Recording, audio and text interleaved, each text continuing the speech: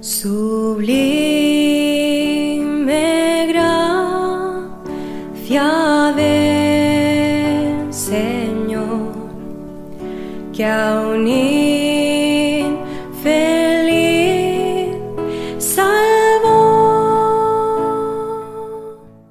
Sublime gracia, mas el Dios de toda gracia que nos llamó a su gloria eterna en Jesucristo, después que hayáis padecido un poco de tiempo, Él mismo os perfeccione, afirme, fortalezca y establezca.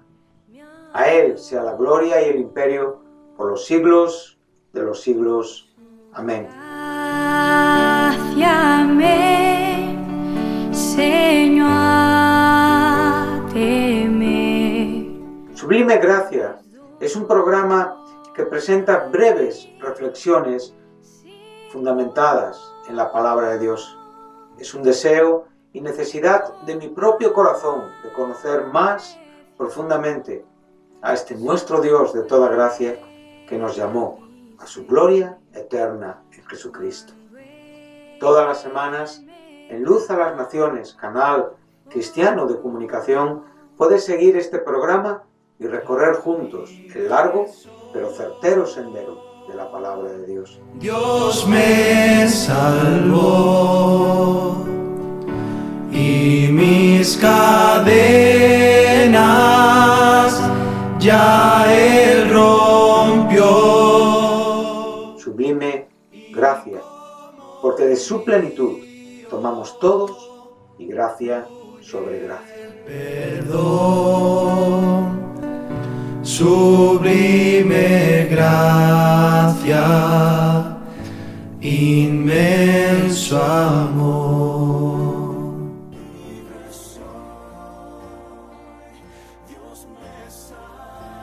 Es un placer para mí saludar a los oyentes de Radio Luz a las Naciones en nuestra programación semanal de reflexión bíblica titulada Gracia Sublime. Programa que todas las semanas compartimos con ustedes a lo largo de unos 20-25 minutos y que expone breves pensamientos, breves reflexiones que están basados en la palabra de Dios, que tienen como objeto la edificación de nuestras vidas. Bueno, en esta semana estamos viviendo un tiempo diferente en España y en el mundo entero a lo que estábamos viviendo hace aproximadamente un mes. Esa amenaza o esa noticia que surgía en la lejana China, bueno, no era más que algo que sucedía lejos y que nunca pensábamos que pudiéramos tenerlo tan cerca, evidentemente, como lo tenemos hoy, y sufrirlo como lo estamos sufriendo hoy en España. Evidentemente, después de 3 meses, España está totalmente desestabilizada, está viviendo un momento de mucha dificultad, donde todos los operativos humanos que España tiene en sus medios están desarrollando todo el despliegue de sus capacidades para poder terminar con la acción de este coronavirus. Y evidentemente debemos de agradecer, y como cristianos debemos de estar sujetos y sometidos a las autoridades, porque están puestas por Dios, como bien nos enseña Pedro y Pablo, y que por supuesto, recordando esos tiempos tan terribles de la peste negra, la peste bubónica que Europa vivió entre los años 1450 hasta el 1500 y algo, donde realmente el propio Martín Lutero nos enseñó esto, a evidentemente someternos a las autoridades, pero a la vez como creyentes y como cristianos también poner nuestra parte hacia las almas que necesitan la acción consoladora y salvadora de Cristo, aquello que ninguna autoridad va a poder ofrecerle, porque todas sus posibilidades son humanas. Por lo tanto, estamos contemplando y estamos aprendiendo juntos la fragilidad del sistema humano, del mundo. Lo fácilmente que se desmorona la economía, lo fácilmente que todo se desestabiliza y lo fácilmente que todo puede acabar en un instante. Esto nos hace levantar nuestros ojos al cielo y darnos cuenta que existe un Dios todopoderoso, soberano, a quien no le afectan los problemas de este mundo, quien controla los problemas de este mundo y quien realmente pone principio y fin a todos los problemas de este mundo. Tenemos que elevar nuestros corazones en una fe fuerte, en una fe inquebrantable, en una fe que se presenta delante de Dios con las debilidades propias de nuestra humanidad, con las preocupaciones, con las grandes preguntas las grandes interrogantes que se abren delante de nuestros corazones, pero sabiendo que en los cielos está nuestro Dios, con todo el control absoluto. Y por lo tanto, sentado a la diestra de la majestad está nuestro gran y bendito sumo sacerdote Jesucristo. Recordamos las propias palabras del escritor de Hebreos en el capítulo 4, en el versículo 16, donde claramente nos enseña que tenemos un sumo sacerdote que puede compadecerse de nuestras debilidades. O sea, de todos los asuntos que nos atañen internamente, interiormente. Y tenemos un sumo sacerdote que fue tentado en todo, según nuestra propia semejanza, y por eso Él puede compadecerse de nosotros, pero sin pecado. Por lo tanto, acerquémonos pues confiadamente al trono de la gracia para alcanzar el oportuno socorro. No estamos solos, queridos hermanos, no estamos solos, queridos oyentes. Dios está con nosotros. Y aun cuando las situaciones puedan superarnos y humanamente estemos limitados y expuestos a los daños de todas las situaciones que este mundo vive, tenemos una seguridad, un ancla que está absolutamente segura en el cielo, donde Jesucristo entró a través del velo con su sangre. Por lo tanto, en base a esto, descansemos, confiemos y unidos en oración, elevemos nuestros ruegos al cielo, confiados que el Señor nos sostendrá y nos guardará. En los últimos programas estamos estudiando la persona del Espíritu Santo. Estamos tratando de ver el Espíritu Santo en una manera amplia, en todo lo que sería una forma sistemática dentro del conjunto de las Escrituras, y ahora estamos estudiando el Espíritu Santo como persona. Hemos podido hablar de que tiene virtud y tiene poder y tiene amor, y que en muchos casos el término poder se alterna con la palabra virtud, y esto lo identifica con alguien que tiene personalidad, lo que entendemos por persona, aquella que realmente tiene emociones, aquella que realmente expresa su voluntad, aquella que realmente ama, aquella que se entristece. Y el Espíritu Santo realmente cumple con todos estos principios que exigen el ser una persona, alguien consciente de su existencia y que piensa, manifiesta su voluntad y obra en una forma consciente. Entonces, esto es lo que la Escritura dice acerca del Espíritu Santo. En el primer punto pudimos estudiar que Él tiene virtud, poder, amor, y lo hemos constatado con el capítulo 15 de la Epístola a los Romanos, versículos 13 y 30. En segundo lugar, hemos visto que Él tiene un determinado propósito, que tiene voluntad y que intercede por nosotros. Y lo hemos podido ver en el capítulo 8 de la Epístola a los Romanos, versículos 26 y 27. Y ahora estamos estudiando que el Espíritu Santo escudriña, que tiene conocimiento, enseña, que redarguye y convence. Esto lo estamos viendo en la primera epístola del apóstol Pablo a los Corintios, en el capítulo 2, en el versículo 10, y lo podremos ver también en el capítulo 9 del libro de Nehemías, en el Antiguo Testamento, versículo 20, y en el Evangelio de Juan, capítulo 16, versículos 8 al 13. Vamos a leer el primer texto que nos ocupa en este espacio de hoy, y dice así en el versículo 10, dice: pero Dios, aquellas cosas que ojo no vio, ni oído yo, ni han subido en corazón de hombre, son las que Dios ha preparado para los que le aman. Sabemos que estamos refiriéndonos al Evangelio de Jesucristo, dice, pero Dios nos la reveló a nosotros por el Espíritu, porque el Espíritu todo lo escudriña, aún lo profundo de Dios. Bueno, aquí el término, el verbo escudriñar, es un término griego que nos habla de investigar, de buscar. Nos habla de considerar detalladamente y someter a un análisis con el fin de descubrir el significado o las características esenciales.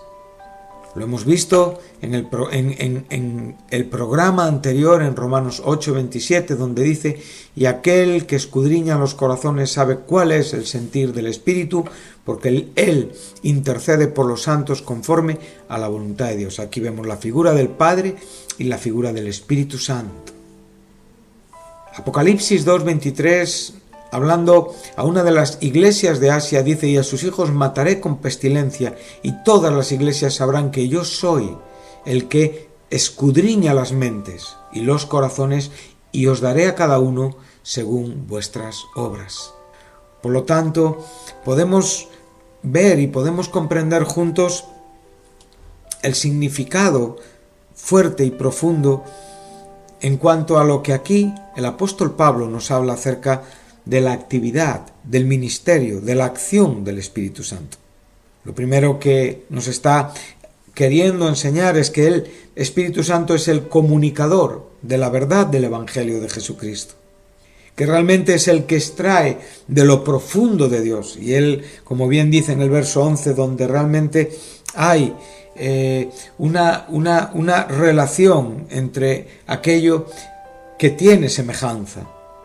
Entonces, claramente dice que los hombres conocen las cosas del hombre, pero Dios realmente conoce, evidentemente, las cosas de Dios, y la persona del Espíritu Santo nos enseña lo profundo de Dios.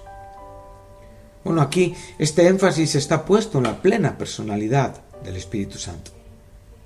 El Espíritu Santo, como digo, es aquel que nos da a conocer todo aquello que es, en cierta manera, imposible de conocer por el ser humano. Esto es lo que va a tratar de decir Pablo constantemente en este contexto que estamos estudiando. Los medios humanos son incapaces de conocer a Dios, o las cosas de Dios, o los planes de Dios.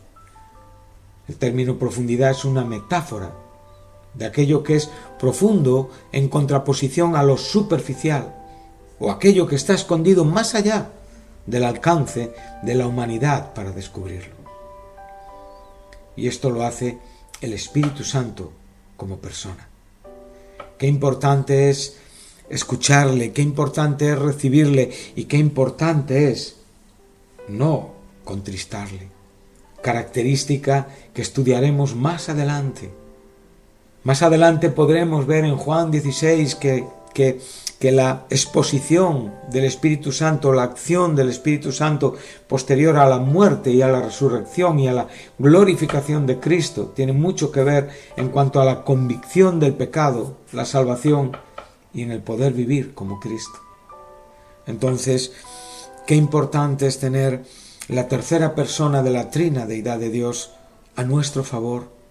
Tenerle no como un poder, como una influencia, no, sino verle como Dios que es en todo lo que significa, en sustancia, en esencia, en personalidad. Verle a nuestro lado, verle en nosotros, verle con su santa y bendita influencia, en contraste con todas las posibilidades que nosotros podemos alcanzar, que indudablemente de todas a todas son insuficientes. Entonces, agradecemos a Dios esta bendita bendición de la persona del Espíritu Santo. Me gustaría ir un momento al Evangelio de Juan, y aquí es donde estaremos, entiendo, en este programa y posiblemente en el próximo. Y vamos a ir al capítulo 16 de este Evangelio. También vamos a abordar un texto muy conocido por los creyentes, pero que es muy profundo a la vez y es a veces muy difícil de interpretar. Vamos a leer los versículos que Juan nos dejó entre los versículos, en el capítulo 16, entre los versículos, 8 al 15. Dice: y cuando Él venga, convencerá al mundo de pecado, de justicia y de juicio. De pecado porque no creen en mí, de justicia porque yo voy al Padre y no me veréis más, de juicio porque el príncipe de este mundo ha sido juzgado. Aún tengo muchas cosas que deciros, pero ahora no las podéis soportar. Pero cuando Él, el Espíritu de verdad, venga, os guiará a toda verdad, porque no hablará por su propia cuenta, sino que hablará todo lo que oiga, y os hará saber lo que habrá de venir.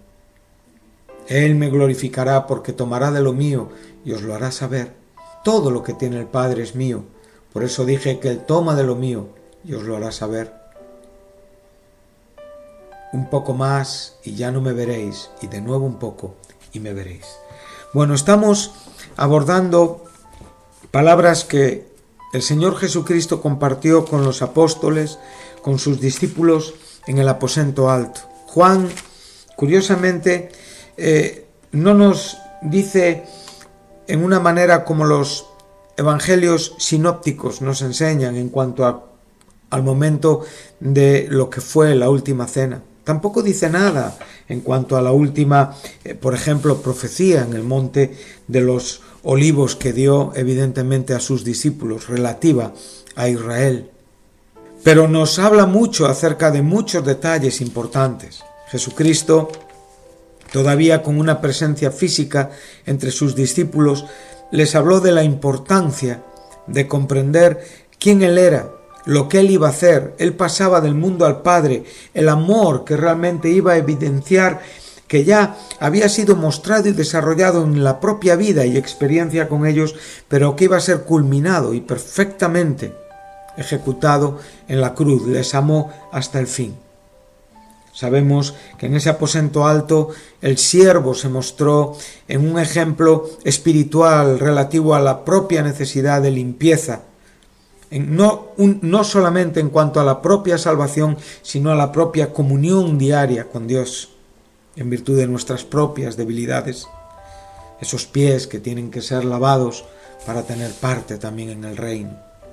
Sabemos perfectamente que después nos enseñó, no como diferenciando claramente la propia acción entre lo que Cristo hizo y que solamente Él puede hacer, limpiar nuestros pecados, y lo que nosotros tenemos que hacer con otros en cuanto a lavar pies, que es ser siervos semejantes al siervo por excelencia, Jesucristo, nuestro Maestro, nuestro Señor. Él siguió enseñándoles después de tomar, como digo, con ellos en esa última cena, la Pascua, y establecer ese nuevo pacto con las figuras del pan y del vino. Ese Judas que salió avergonzado y que fue en busca de aquellos para ejecutar su traición y sufrir, por supuesto, las consecuencias. Él sabemos que fue hacia el monte de los olivos y ahí les habló acerca de la vid verdadera. En el capítulo 15, en el capítulo 14 ya empezó a hablarles de la promesa del Espíritu Santo. Por tanto, Él les preparó para la cruz y evidentemente para las persecuciones, y a la vez les habló del Espíritu Santo, que era un asunto principal en estos capítulos hasta el 17, donde ya tenemos la oración sacerdotal de Cristo. La segunda venida es un tema importante. Él claramente lo dice en Juan 14:1, y aquí también lo dice en el 16, en cuanto a un poco más y ya no me veréis, y de nuevo un poco y me veréis. Sabemos que Cristo se les apareció después de resucitar, pero sabemos que el alcance de las palabras de Cristo van relativas a su regreso, que todavía no ha sucedido, para llevar consigo, tomar para consigo, tomar, como dicen en el capítulo 14, tomar a mí mismo, a su iglesia, la cual lavó y santificó por medio de su sangre, de la palabra. Entonces lo que tenemos aquí ante nosotros es de vital importancia. Y él va a hablar muchísimo acerca del Paracleto. Él les dice claramente que es necesario, que les conviene que él se vaya. Esto era difícil de comprender para los apóstoles. Ellos estaban muy acostumbrados a Cristo. Pero Cristo les dice con absoluta claridad, os conviene, en el versículo 7, os conviene que yo me vaya. O sea, Cristo está diciendo que la presencia del Consolador que vendría sería mucho mejor que la propia presencia física de Cristo en este mundo. Esto es algo difícil de explicar. Esto es algo difícil de entender. ¿Hay algo mejor? ¿Hay alguien mejor que Cristo y su presencia? No hay nada que pueda sustituir a Cristo. Por lo tanto, quien sustituyó a Cristo es alguien que era como Cristo. Y es lo que realmente está diciendo el propio Jesucristo. Dice, yo rogaré al Padre y os dará otro consolador. Y aquí el término paracleto y la propia frase nos está enseñando que es otro como yo. Idéntico en esencia, idéntico en sustancia, idéntico en divinidad, pero evidentemente aquel que puede estar en cada individuo a la vez. Aquel que realmente puede venir sobre el mundo y hablar a millones de hombres y enseñarles a la vez, lo cual Cristo físicamente estaba impedido. Estas cosas tienen que animarnos y ahí tenemos que ver con claridad y atisbar y reconocer la personalidad irrefutable, incontestable del Espíritu Santo. Es un divino compañero del creyente. Y este divino compañero del creyente es el mejor consejero, es el mejor consolador, es el mejor amigo. Es exactamente igual que Cristo. Sencillamente, estamos aprendiendo a comprender al Dios que se revela en tres personas: al Padre, al Hijo y al Espíritu Santo. Los apóstoles tenían una pérdida irreparable en sus corazones, en sus emociones. Las despedidas nunca son fáciles. Esta era una despedida traumática. Si la de Pablo fue traumática cuando se despidió en Mileto, la de Jesús fue mucho más traumática. Era una despedida que iba a dejar un gran y profundo vacío en el corazón. Pero nunca una despedida fue tan provechosa y ha dado tanta bendición como esta. El compañero de camino se iba, pero venía otro como él, que iba a estar con ellos en el camino exactamente igual, pero en una condición muchísimo mejor. Bueno, queridos oyentes, bendigamos a Dios por la persona del Espíritu Santo. Agradezcamos hoy este divino compañero. Démosle gracias por sus consejos. Esforcémonos y luchemos con todas nuestras fuerzas para no entristecerle ni contristarle. Y hagámosle caso, porque Él, como decíamos en Romanos 8:27, Él conoce los propósitos de Dios. Y conforme a estos propósitos, Él intercede por nosotros y se expresa delante de Dios aún con gemidos que ni nosotros podemos expresar, indecibles, inarticulables, pero sonidos entendibles por la divinidad. Por lo tanto, queridos amigos, queridos hermanos, que Dios les bendiga, que Dios nos ayude a pasar este tiempo juntos y que podamos estar con este divino compañero, que es Dios y que nos enseña todo de Dios hasta lo más profundo. En el próximo programa estaré con ustedes para continuar con este capítulo 16 de Juan y poder ver la personalidad del Espíritu Santo en todo lo que aquí se nos está enseñando. Pero aquí tengo que despedirme porque mi tiempo se acabó. Que Dios les bendiga y hasta el próximo programa. Muchas gracias.